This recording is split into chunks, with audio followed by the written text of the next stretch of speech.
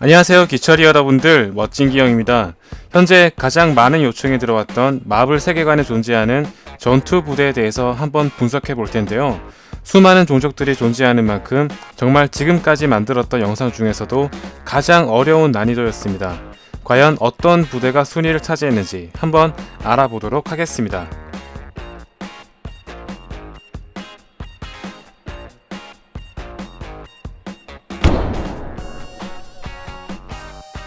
MCU 세계관의 중심이라고 해도 과언이 아닐 정도로 상당한 비중을 차지하고 있지만 알고 보면 허점이 많은 집단입니다. 쉴드의 상징이라고도 볼 수 있는 헬리캐리어는 어벤져스 1에서 최약체였던 호크아이 혼자서 초토화시켰으며, 전투력을 향상시켜 무려 3대를 제작했던 윈터 솔저에서는 팔콘과 캡틴 아메리카 단 2명에 의해 초토화되었습니다. 특히 윈터 솔저에 등장했던 헬리캐리어는 토니 스타크의 리펄서 엔진이 포함되어 있으며 1분에 1000개의 타겟을 제거할 수 있다는 닉 퓨리의 말과는 달리 팔콘 한 명에게 쩔쩔매는 모습을 보여주었습니다. 이미 오래전부터 하이드라에 잠식당해온 점을 봤을 때 쉴드의 탈을 쓴 하이드라 집단이었다는 것을 알 수 있으며, 크리 종족이었던 로스튼 박사까지 쉴드에 몰래 숨어있다는 점을 볼 때 소나 쉽게 침입할 수 있다는 것을 알 수 있습니다. 자체적으로 테서렉터를 이용해 연구를 진행했지만 별다른 성과를 얻지 못했으며, 하이드라의 속셈이었던 프로젝트 인사이트 역시 캡틴 아메리카와 팔콘에 의해 저지당하게 되었습니다. 또한 행크를 비롯한 수많은 인재들이 줄줄이 퇴사하고 결국 쉴드 자체가 붕괴되면서 역사의 뒤안길로 사라지게 되었습니다. 타노스가 인피니티 스톤을 입수하기 위해서 가장 먼저 침공했을 정도로 허술하기 짝이 없는 방어 시스템을 갖추고 있는 잔다르 노바 군단입니다. 이미 로난의 함선을 막아내는 장면부터 파워스톤을 쓰지 않았더라도 서서히 붕괴되고 있는 모습을 볼 수 있으며, 가오겔과 라바저스의 도움과 스타로드의 댄스가 없었더라면 그대로 행성이 날아갔다고 해도 과언이 아닙니다. 설정상으로는 크리 종족과 1000년 이상 전쟁을 벌였다고 나오지만 이런 시스템으로 어떻게 크리 종족에 대항했는지 의문이 들지 않을 수 없습니다. 결국 타노스에 의해 초토화되는 상황이 발생했는데요. 앞으로 영화에서 잔다르 부대의 숨겨진 면을 볼 수 있을지 한번 희망을 걸어보도록 하겠습니다. 비브라늄 신체를 이용한 울트론과 양산형 로봇 센트리 부대입니다. 울트론의 전투력은 당시 토르 이상으로 묘사되었으며 아이언맨과 비전, 토르의 공격을 버텨낼 정도로 상당히 강력하게 묘사되었는데요. 울트론이 이끄는 부대는 블랙 위도우와 호크아이에게도 밀릴 정도로 처참한 모습을 보여주었습니다. 마지막 코어를 지키는 전투씬에서도 상당한 인내 전술을 동원했지만 결국 코어 근처에도 가지 못했으며, 블랙 위도우가 제설차를 이용해 무쌍 난무를 찍을 정도로 차마 눈뜨고는 볼 수 없을 정도로 처참한 수준을 보여주었습니다. 울트론 본체의 성능이 토르 이상일 정도로 뛰어났지만 결국 어벤져스 타이틀을 달고 나온 영화 중에서 가장 약한 전투력을 보여주었습니다. 어벤져스가 결성하게 된 가장 큰 원인을 제공했던 치타오리 부대입니다. 당시 외계 종족의 침략에 상당히 당황하는 모습을 보이긴 했으나 아이언맨과 헐크, 토르가 등장하자마자 양민학살이 시작되는 것을 볼 수 있습니다. 하지만 당시엔 아이언맨 슈트가 지금보다 성능이 좋지 못한 상태였으며 어벤져스 멤버들의 장비가 업그레이드 되지 않았기 때문에 압도적인 인내 전술로 어벤져스를 위기로 몰아넣었습니다. 또한 울트론이 어벤져스에게 허무하게 패배했던 것과는 달리 상당한 인내 전술을 동원해 헐크를 비롯해 어벤져스 전원에게 막대한 피해를 입혔습니다.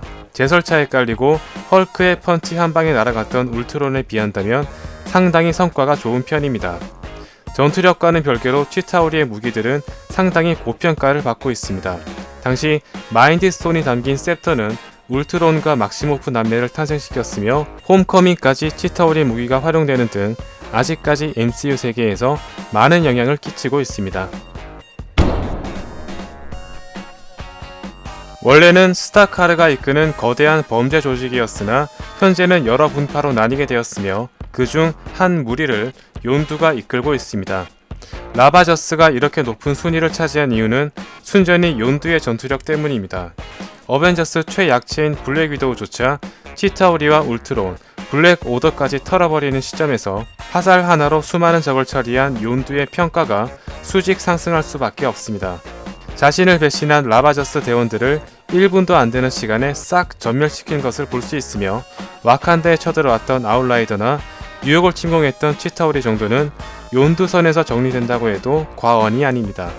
실제로 로난이 잔다르를 침공할 당시 라바저스의 활약이 상당히 뛰어났으며 수많은 적들을 전멸시켜버리는 것을 볼 수 있습니다. 또한 욘두가 이끄는 부대원들의 규모나 재력, 전투력 등으로 봤을 때 라바저스를 통합한 부대원의 전투력과 재력은 우주에서도 상당히 규모가 크다고 볼 수 있으며 욘두의 실력으로 보아 라바저스 최초 리더였던 스타카르 역시 충분히 강력할 것으로 짐작할 수 있습니다. 적은 인원수에 비해서 상당한 강자들이 모인 가오겔입니다. 이미 잔다르 감옥을 탈출할 정도로 뛰어난 전투력과 지능을 겸비하고 있으며 소수의 인원만으로도 로난의 함선을 초토화시키는 등 웬만한 부대 정도는 털어버릴 정도로 뛰어난 전투력을 보유하고 있습니다. 어벤져스와 마찬가지로 팀 구성원이 시리즈에 따라 바뀌고 있는데요. 네뷸라가 나타나자마자 다른 라바저스 인물들이 겁을 먹는 것을 볼 때 가모라와 함께 타노스의 양녀로서 얼마나 학살극을 펼쳤는지 짐작할 수 있으며 드렉스의 신체 내구도가 밀라노십보다 뛰어나고 욘두의 화살이 뚫지 못한다는 사실이 밝혀지면서 가오겔 멤버들의 평가가 수직 상승했습니다.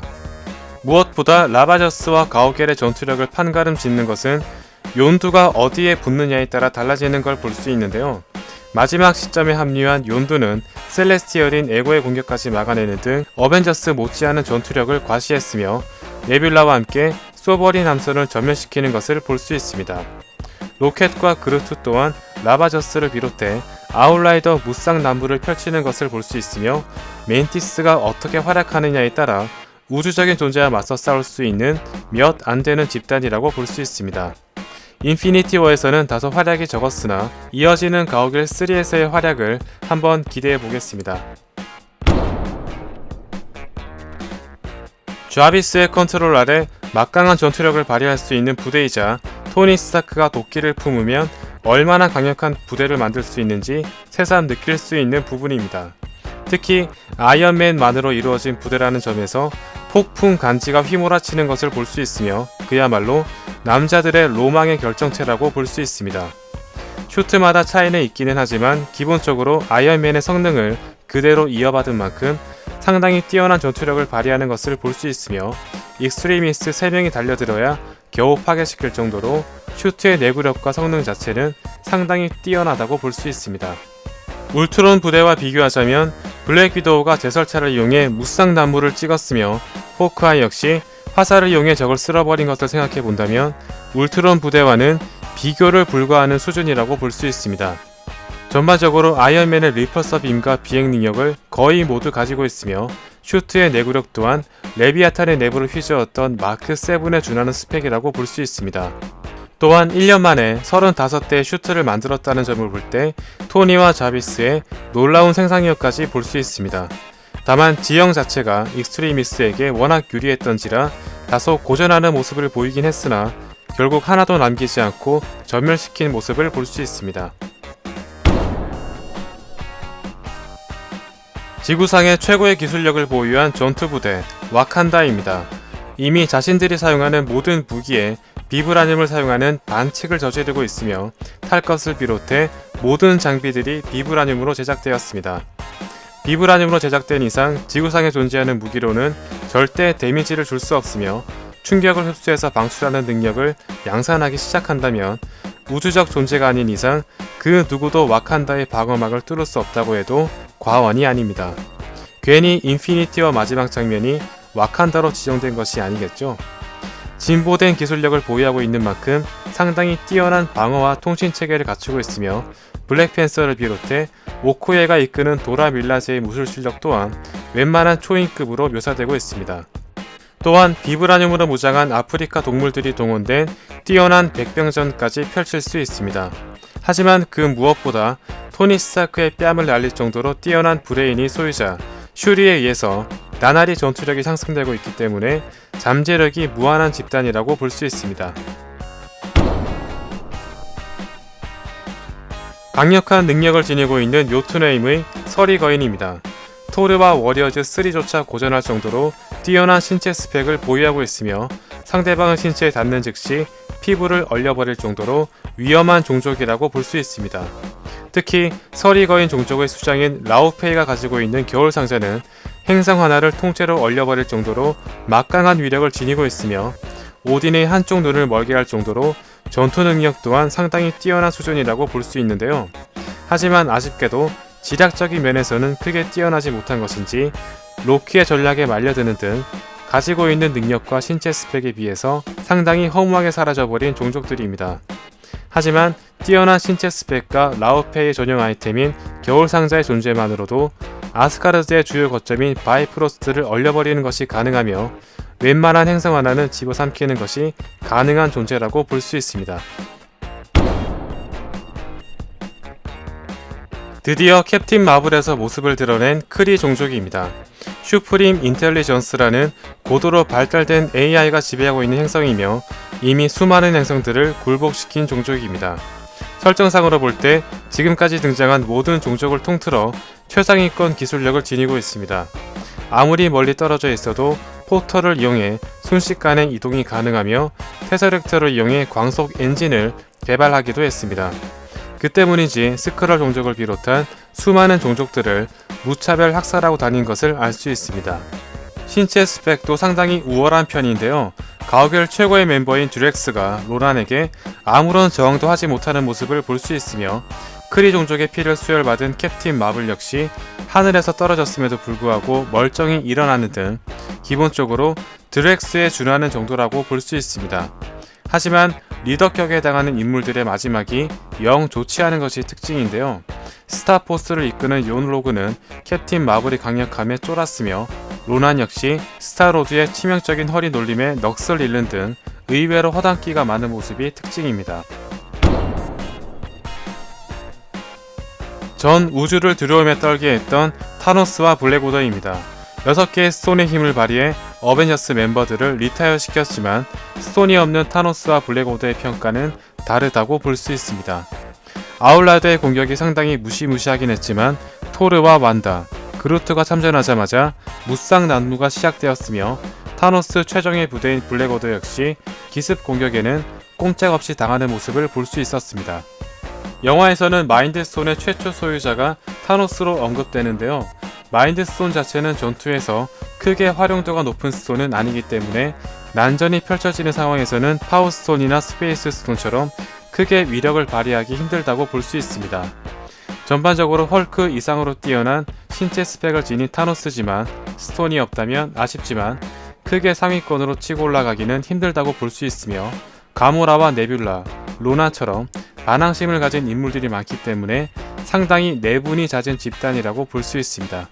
지금까지 마블 역사상 최고의 전투력을 지닌 부대 6위까지 알아봤습니다. 이제 앞으로 5위부터 1위까지 순위만 남아있는데요. 과연 어떤 부대가 순위에 올랐는지 다음 영상에서 공개하도록 하겠습니다. 2부를 기대해주세요. 감사합니다.